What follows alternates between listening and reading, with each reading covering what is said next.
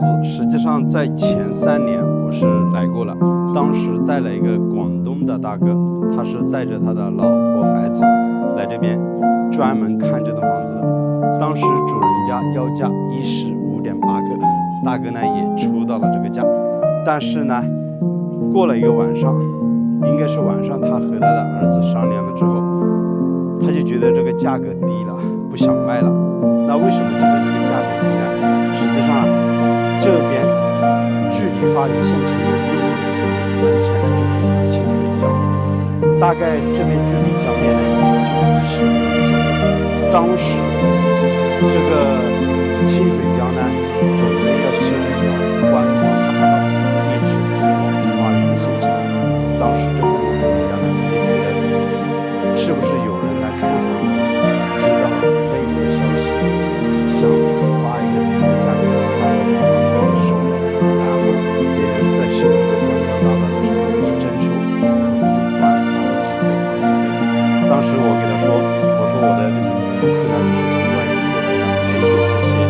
意思，别人也不想买了房子之后装修了之后来征收，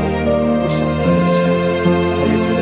这不可能，肯定是有想法才能买这个房子的。他就很确定的就是很近时间之内，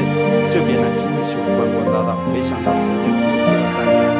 依然和之前没有人提观光大道，再也没有人提起。如今他又想这个价格卖出去，我说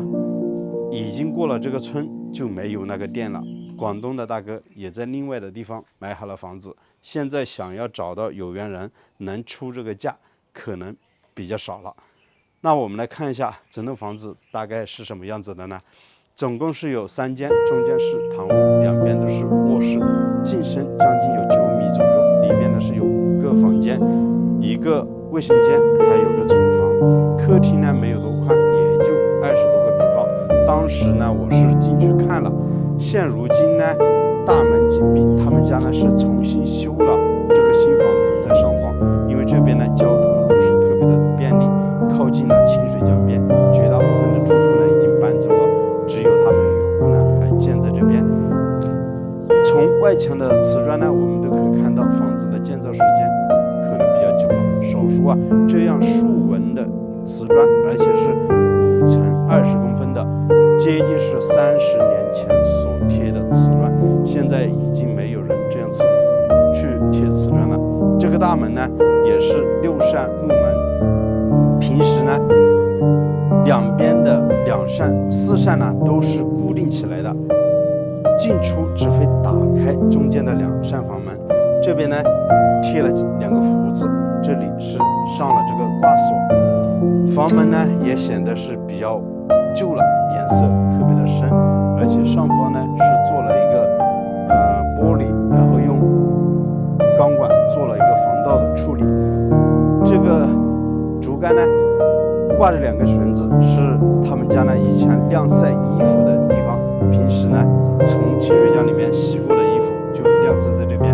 窗户呢留的比较大，接近是2米乘2米左右，装的是蓝颜色的玻璃。推开这个窗户呢是可以看到房子内部的一个结构，这个呢也都是用钢管来做这个防盗窗的处理，这些门窗的框架呢是用实木来做的。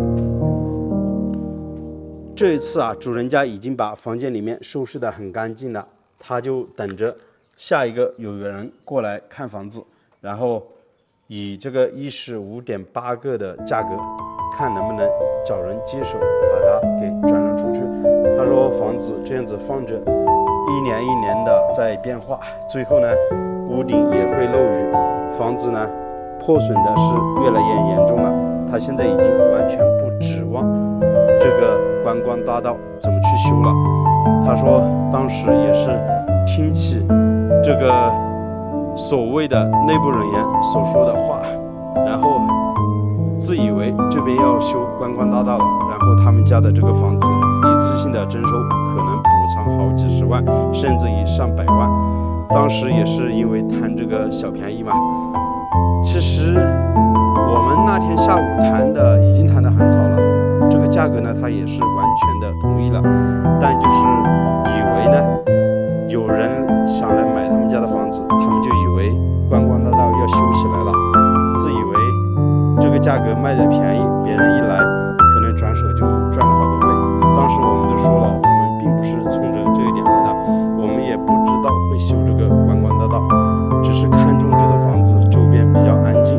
然后交通又比较便利，距离县城没有多远，主要就是门前的清水江，环境是很不错，所以呢，大哥就带着老婆孩子从广东那边开车1000多公里，专门来看这套房子。最后就因为这个主人家这样的一个想法，本来谈好的这个价格、谈好的房子合同都准备签了，最后面就不了了之，确实也是挺可惜的。像如今这个价格他是愿意出手了，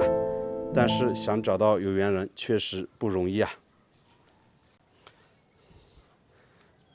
整个院吧以前是做了水泥的硬化，但是这个混凝土呢比较薄，现在已经出现了开裂的现象，而且前部分呢下沉的比较严重。外面呢是一个土坎，他们家呢是种了一些这个小乔木，种植在这边，然后整个小乔木呢是挡住了视线，如果把它砍掉的话，是可以看到清水江的江面。整个这个水泥皮呢需要重新的去做硬化，然后这个围墙呢将近有1米高左右。其实我个人觉得这边的环境确实挺不错的，其实最吸引人的也就是门前的清水江，到了夏天到江边去钓鱼是很方便的。这套房子已经差不多有10年左右没有住人了，以前这里是有一条沙石路可以开车进来的，现在已经长满了杂草，整个路面将近宽有3米多左右，一般的这些小型的车辆都是可以从这边开进来的。当然现在要把这个杂草全部清理干净，路面呢可能要重新铺上一些碎石，才可以把车开进来。然后他们家的宅基地实际上是挺大的，在这边接近有差不多400多平左右吧。这底下呢是一间小瓦房，将近有15个平方，以前呢是个猪圈，里面呢可以关上接近4到5头猪左右，沿着这边的台阶小路走下去呢就是清水江边了。大家觉得这户人家是不是自以为很聪明呢？欢迎在视频的下方评论留言。好了，我是石头，喜欢的请记得点个订阅，我们下期再见，拜拜。